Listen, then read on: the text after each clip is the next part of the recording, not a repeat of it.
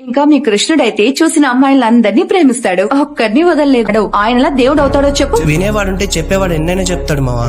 అసలు కృష్ణుడు 16,100 మంది గోపికల్ని సరదా కోసమో సరసాలాడడం కోసమో పెళ్లి చేసుకోలేదు. పూర్వం నరకాసుడు అని ఒక రాక్షసుడు ఉండేవాడు. వాడు రాజ్యాలన్నీ కొల్లగొట్టి రాణులందరినీ ఒక చోట బంధించేవాడు. ఆడవారి మీద వ్యామోహం ఎక్కువగా ఉండేది. సో కనిపించిన ఏ రాజ్యాన్ని కూడా వదలలేదు. ఆ 16,100 మందిని చిత్రహింసలు పెట్టేవాడు. వాళ్ళందరూ తట్టుకోలేక కృష్ణుని వేడుకున్నారు. అప్పుడు కృష్ణుడు ప్రత్యక్షమై నరకాసుతో ఫైట్ చేసి చంపి ఆ 16,100 మందిని విడిపిస్తాడు. సో వాళ్ళందరూ వారి రాజ్యానికి వెళ్ళటానికి చాలా భయపడుతున్నారు. ఎందుకంటే వాళ్ళు అబ్యూస్ కి గురైన కారణంగా అక్కడున్న ప్రజలు సానుభూతి చూపించడం మానేసి వాళ్ళని తక్కువగా చూస్తారు, మాటలతో హింసిస్తారు. సో రాజ్యానికి వెళ్ళటం కంటే చావటం మేలు అనుకుంటారు. అప్పుడు కృష్ణుడు 16,100 మంది కృష్ణులుగా రూపాంతరం చెంది ఆ 16,100 మందిని పెళ్లి చేసుకుంటాడు. సో కృష్ణుడి భార్యలు అయినందున వారికి సొసైటీలో మర్యాద దొరుకుతుందని, ఒక రాణిలాగా ఒక దేవతలాగా చూస్తారని చెప్పి పెళ్లి చేసుకున్నాడు.